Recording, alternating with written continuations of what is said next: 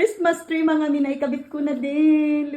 Ayan na mga mi, maglalagay na ako ng Christmas tree dito sa loob ng aming bahay. At dito ko siya ilalagay mga mi sa kabilang salas namin. Dahil doon sa salas na yon ay nako, doon si Jessie palaging nag-i-stay at naglalaro. Kaya hindi yun pwedeng malagyan ng mga Christmas tree or kung anumang decoration. Dahil alam niyo naman, pag bata, akala nila laruan lahat. Ayan ang aking mga Christmas tree, Christmas decoration. Mag-start na ako. Habang mag-start ako, meron akong coffee, iced coffee. Yum! Ayun mga mi, dito talaga namin nilalagay ang aming Christmas decoration kasi dito sa room na to ay merong lock, merong door na hindi si Jessie nakakapasok kapag hindi namin binubuksan. Kaya safe ang aming Christmas tree dito.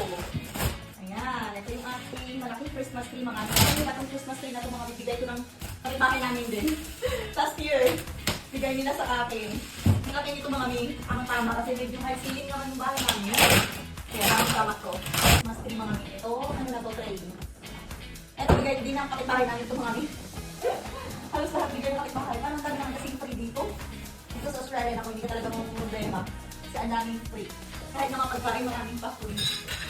Yung mga tao dito mga generous talaga. Ito yung frame mo. Ito yung papalibutan ng Christmas tree. Ayan na mga mimi, naikabit ko na yung ating Santa Train. Ayan. Ayan mga mi, yan ay nagmo-move yan siya at may music din yan siya. Pero hindi kasi kaya masasagi siya doon. Mamaya ako na siya try iusog yung aking couch para kaya mag-move ng Santa Train ko pa circle. Ayan, ang ganda-ganda, di ba? Diyan ko ilalagay sa gitna yung aking Christmas tree.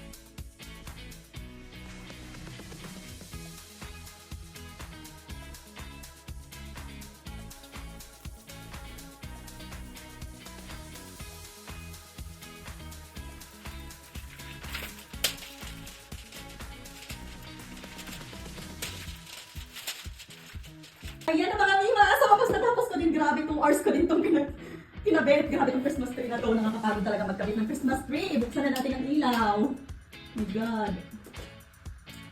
Oh my God. Ang aking Christmas tree. Tingnan ko ang buwas. Wow, look at that, mga mimi. Papakita ko sa inyo ng ayos. Ayan na ang aking Christmas tree, mga mimi, naikabit ko na din. Look at that. May mga reindeer pa ako dito sa gilid. At si Santa Claus. Ang ganda. Hi, worth it ang aking pagod mga mi. Hindi ba? Dito ko syempre nilagay. Hi mga mi, nakakapagod talaga magkabit ng Christmas tree. Lalo na pag ganito kalaki Pag medyo malaki yung Christmas tree mo. Pero worth it ang pagod. Excited na ako mamaya ipakita kay Jessie. Pagsundo ko mamaya sa kanya, pagdating niya sa bahay, papakita ko ang Christmas tree namin. Meron na kaming Christmas tree sa bahay. Matutuwa si Jessie nun. Ako!